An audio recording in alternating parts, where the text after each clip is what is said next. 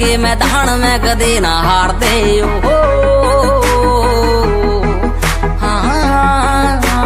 ओ feeling proud Indian army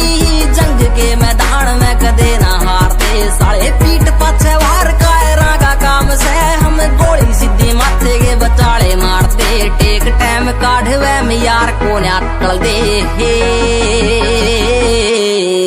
ओ ऊंचे से विचार सच्ची नींद पक्के यार गदे पीठ पाछे वार को ना कर दे ऊंचे से विचार सच्ची नींद पक्के यार